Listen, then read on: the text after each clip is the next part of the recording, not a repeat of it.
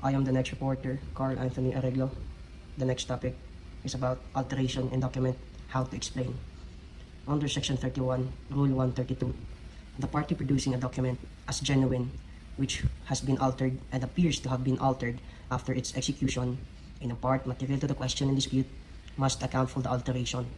He or she may show that the alteration was made by another without his or her concurrence, or was made with the consent of the parties affected by it, or was otherwise properly or innocently made, or that alteration did not change the meaning or language of the instrument. If he or she fails to do that, the document shall not be admissible in evidence. Now, when a document shows any visible change, the court becomes suspicious. Such changes includes erasures, may gipapas, insertions, may gidugang, and alterations, may gibago. Now, does the law says about it, or what was the takeaway of the law about this ruling? If a document shows changes on its face, the person or the party presenting it in court must explain those changes. Nga, unsa may explain di ay? Or unsa explain sa party or the person presenting that document in the court? The party or the person presenting in the court must explain who made the alterations. Si kinsa ang gabuhat sa alterations. Could be erasure, insertions, or alterations. Ikaduha, when it was made, kanusa man di ay nabuhat ang katong alterations? Is it before or after signing it? Anong importante man po di ay nga ma-determine nato whether before or after signing ang alterations na buhat? Is it because if such alteration was made before signing it, it means both parties saw it, it is consensual, or both parties consented that alterations, or both parties agreed to it, and it is final, and it is binding with both of them? That's the basic essence, no, as to if such alteration was made before signing it. It shows the consent. It basically shows that both parties saw it, and it also shows that both parties agreed to it, and it is the final output. And also it is binding with both of them, regardless the result, given the fact that they saw it before signing it. Hence, it is also binding to them. Now, what if the alteration was made after signing? It basically means that it is unauthorized, fraudulent, and tampered, in which the court may question its reliability and credibility and integrity as well. Then the third one is why it was made. Nganong nabuhat man katong alterations? Why does alteration was made in the first place? Whether or not the purpose of alteration is in good faith, or it is bona fide, or in bad faith, or is malified. Anong importante man po di ay na ma-determine nato nga whether or not it is in good faith or in bad faith? It is because when such alteration was made in good faith, hence the court might consider it, or the court might justify the alterations, tantamounting for it to be admissible in any court of law.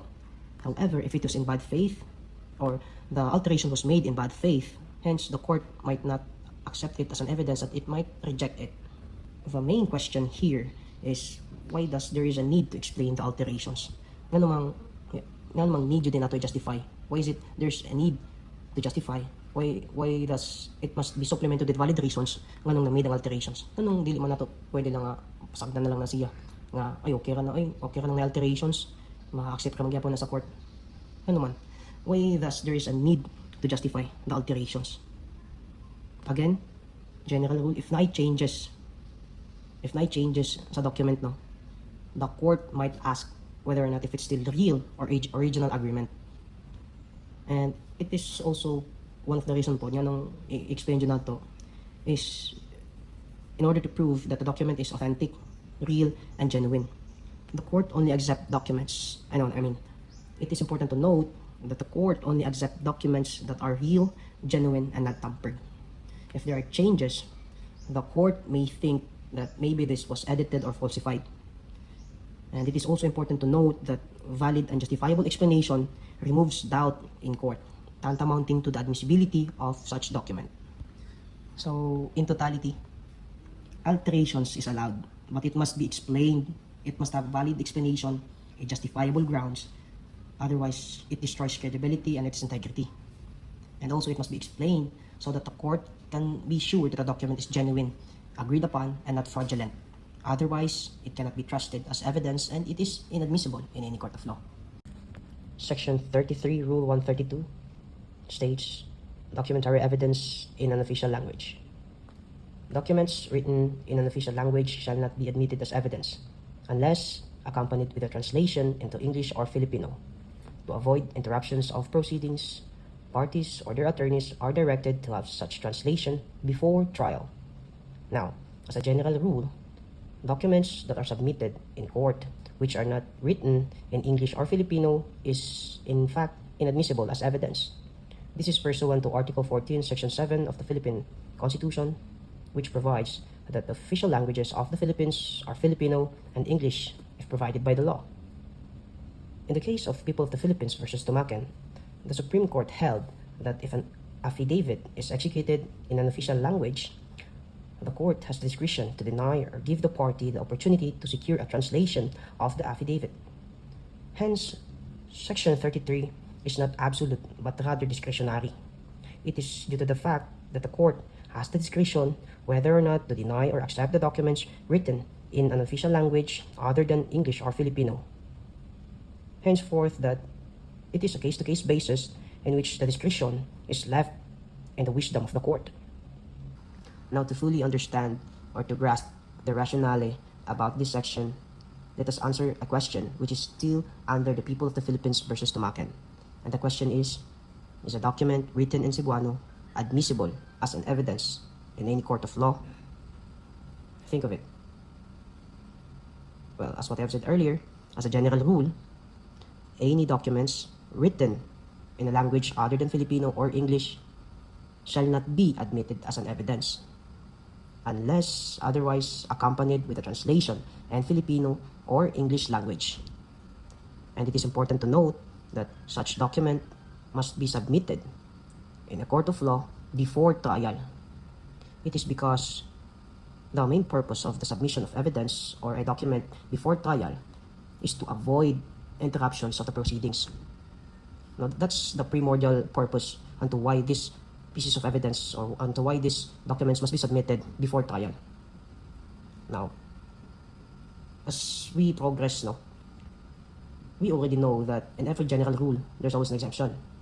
Hence, in this case, in this case, there are some instances where the court may consider a document written in an official language admissible in any court of law, which is still under the People of the Philippines versus Tumaken, in which the trial court took into consideration the accused extrajudicial confession, in which such extrajudicial confession was written in Cebuano. On appeal, the accused contends for the first time that his confession should not have been received in evidence pursuant to Section 33 of Rule 132. Now, the question is the contention of the accused Tumaken correct?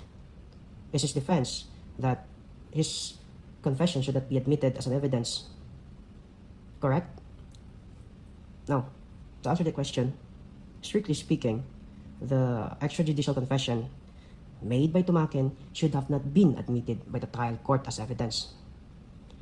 Remember, evidence or documents must be written in an official language, which was Filipino and English. Now, going back to the question, the extrajudicial confession made by Tumaken was in Cebuano. So, general rule, it must not be admitted as an evidence since it was not written in an official language. However, in the fact of the case, the facts in this case, it was been stated that the accused did not interpose any objection during the trial and the parties. And given the fact that the judicial personnel during the trial appears to be familiar with Cebuano, and for that matter, the extrajudicial confession made by the accused Tumaken was properly considered by the trial court. The rule dictates that when there is presented in evidence an exhibit written in any language other than the official language, if there is an appeal, that exhibit should be translated by the official interpreter of the court, or a translation should be agreed upon by the parties, and both original and translation sent to this court. Now, in this case, there is no official translation of appellant's extrajudicial confession in the Filipino or English language. If the court were to strictly follow the rule, the appellant's extrajudicial confession should have not been admitted by the trial court as evidence for the purpose of prosecution. Nevertheless, considering that appellant did not interpose any objection thereto, and the parties and the judicial authorities or personnel concerned appeared to be familiar with or knowledgeable of Cebuano in which the document was written, such extrajudicial confession was appropriately considered by the trial court as evidence for the prosecution. Section 29, Rule 132, 2019 Amendments of the Revised Rules on Evidence. How judicial record impeached. Any judicial record may impeach by evidence of Paragraph A, want a jurisdiction in the court or judicial officer. Paragraph B, collusion between the parties. Paragraph C, fraud in the party offering the record in respect to the proceeding. Now, unsa din ang judicial records di ay, no? So, judicial records refers to official documents created and kept by courts during the after case. So, basically, these are written proof of everything that happens in a court case or in court proceedings actually. These judicial records includes decisions or judgments or the final ruling of the court, or written orders or instructions issued by the judge such as subpoena, summon, warrant of arrest, writ of habeas corpus, and so on and so forth. It also includes pleadings like complaints, answers, motions filed by the parties. It could also mean transcripts like written record of what was said in the court, or it could be docketed entries like official log of the case of the proceedings. Let's take this an example. If a person files a case, then that is a complaint, and the defense answered it, the evidence submitted, and then the final decision made by the court. Hence, that proceedings becomes judicial records. The filing of the case, the rebuttal of the case, the presentation of the facts or the stipulation of the facts, and the verdict and the final decisions of the court all becomes judicial records. So the characteristics of a judicial record is that it should be official, meaning to say it must be issued by the court itself. It must be public or generally accessible to the public. It must be reliable, presumed true unless corrected. These judicial records cannot be easily questioned. However, there are some instances where these judicial records can and will be impeached or questioned. Hence, a judicial record may only be impeached on very limited grounds. The first ground is lack of jurisdiction. The court that made the record had no authority over the case or the person. So basically, when we say lack of jurisdiction, the court trying the case has no authority or jurisdiction of that subject matter or the case. Let's take for example, a municipal trial court decides a case involving ownership of land worth millions. So generally, if this case nga kanang nag-include og millions gani, the proper court should be the regional trial court. However, sa kaning scenario or sa kaning case, the municipal trial court decides or were the one who's trying the case. So therefore, even if there's a decision made during that trial proper, it can be impeached because the court had no jurisdiction pursuant to the lack of jurisdiction na provision. The second ground or parameter is fraud, meaning to say that the judgment was obtained through deception or dishonesty. Let's take for example, a person A files a case and presents a fake document or a forged contract to prove ownership. The court, believing it's genuine, rules in favor of A, but later, as the case progressed, it is discovered that the document is forged. Now, the judicial record can be impeached due to fraud. Hence, it suffices the second parameter, which is fraud in the party offering the record in respect to the proceedings. Third and the last parameter is collusion between the parties. Collusion means a secret agreement between the parties in a case to deceive the court. Instead of having a real dispute, they pretend to fight just to obtain a court decision that benefits them. So the case is not genuine. It is fake or staged to mislead the court. It is due to the fact that the both parties were colluding with each other in order to deceive the court. So that's the essence of collusion. So basically, collusion happens when both parties again cooperating instead of opposing each other, which incorporated with presenting false or incomplete evidence and creating fake controversies just to get a favorable judgment. So for us to deeply or comprehend what collusion means, let's take this an example. Person A sues person B over a piece of land. But in reality, A and B already agreed that the court will award the land to A. B will not defend seriously or may even lose on purpose. Now the goal of this is to make it look like A legally owns the land through a court decision. Now, in this scenario, this is collusion because they are tricking the court into issuing a false judgment. So why is it a ground to impeach? So it is a ground to impeach because a judicial record is supposed to come from a real, honest dispute. If there is a collusion, the court was misled, the decision is not based on the truth or fairness, the integrity of the judicial process is compromised. That's why the record can be challenged or impeached. Because again, it was basically a collusion between both parties, which was their intention is to mislead the court to render a judgment which is favorable to the both of them. Registration of contracts. Registration of contracts, the recording of a private agreement in a public office such as Registry of Deeds, which are under Rule 132, Section 19, Revised Rules on Evidence, which converts it into a public document. Once registered, especially if notarized, it gains prima facie value, presumed true unless disproved, and becomes easier to prove in the court. This makes the contract more credible, official, and stronger as evidence compared to the unregistered private document. So, why does there is a need to register contracts man? Yanong dili man plainly ang contract mo i-present nato sa court. So again, as per definition, no, contract means a meeting of minds between two persons whereby one binds himself with respect to other to give something or to render some services. Now, what does it mean to register ang contract di ay? So basically, contract is binding to two parties within that certain agreement. It is not generally known to public. Hence, if it was presented in the court, then it will be scrutinized by the judge itself in order to prove the authenticity, the genuineness of that certain contract. This is why there is a need of a registration of contracts in order for it to become a part of official records through registration or recording such contract in a public registry, and for that matter, making them as a part of official records.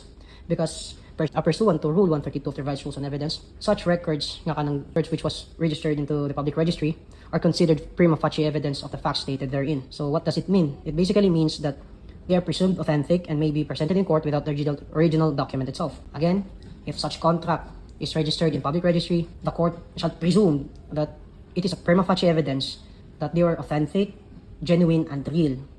And if the court presumed that it is authentic or it is a prima facie evidence of the facts stated therein, so therefore, it can be presented in a court without the original document itself.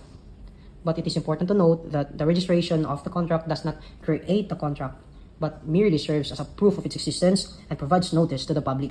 The rationale about this rule is that for such contract to be valid, to be admissible in any court of law, it must be registered in a public registry, hence making them part of an official record.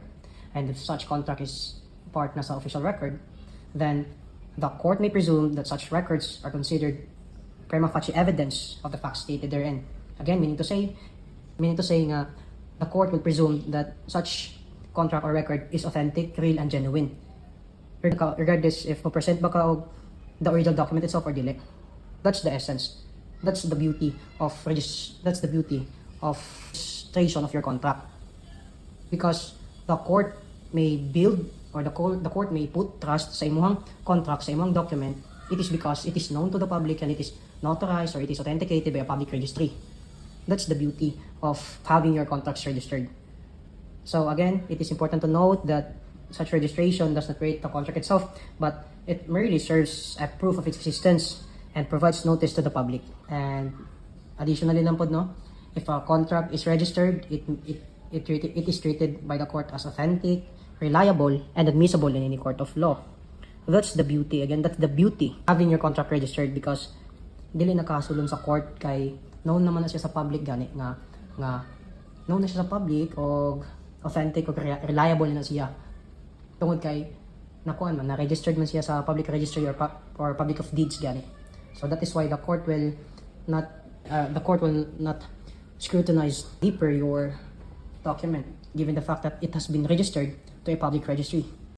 A foreign judgment is a decision rendered by a court of another country. Under Rule 132, it is not automatically enforceable in the Philippines and must be proven as a fact, including its existence, validity under foreign law, and the jurisdiction of the foreign court. Foreign judgments may be either in personam, which are presumptive in evidence of a right, or in rem, which are conclusive upon the status or title. They may be challenged on grounds such as lack of jurisdiction, fraud, or collusion. In the cases of divorce, Article 26 of the Family Code allows recognition of a foreign divorce obtained by a foreign spouse, enabling the Filipino spouse to remarry after judicial recognition. Basically, ang kaning foreign judgment, no, mao ni sila ang mga decisions, order, or decree issued by a court of another country. It can involve civil cases, family matters, or property disputes. Now, in the Philippine setting, ang kaning mga foreign judgment is not automatically enforceable in the Philippines. Instead, it must be first proven as a fact and must be recognized by a Philippine court, which is based po sa Rule 132 of the Revised Rules on Evidence and related jurisprudence. So, why does it not automatically accepted? Or nganong dili man dayon siya automatically accepted? It is because courts of one country do not have automatic authority over another. Philippine courts must ensure the decision is valid, it was issued with proper jurisdiction, and it is fair and not fraudulent. So that's the essence nga as to why dili dayon siya automatically accepted. It is because dili man binding ato ang court, ang ato ang Philippine court sa mga foreign court. Independent pa na to. So given that fact, no.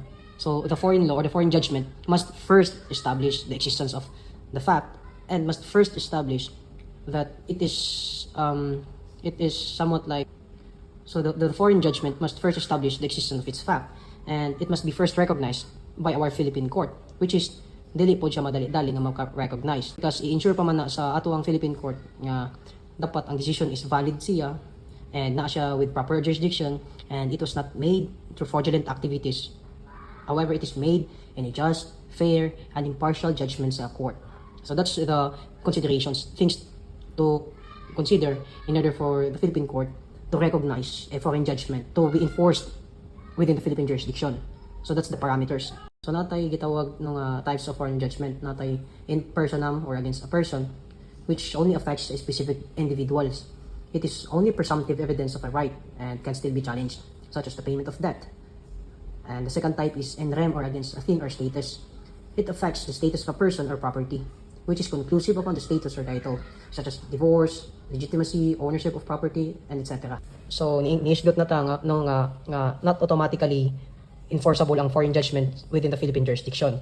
So, unsay may mga ways or the means or the process para pod ma-enforceable ang isa ka foreign judgment sa Philippines. To make it effective, no, a party must file a petition for recognition and enforcement of foreign judgment.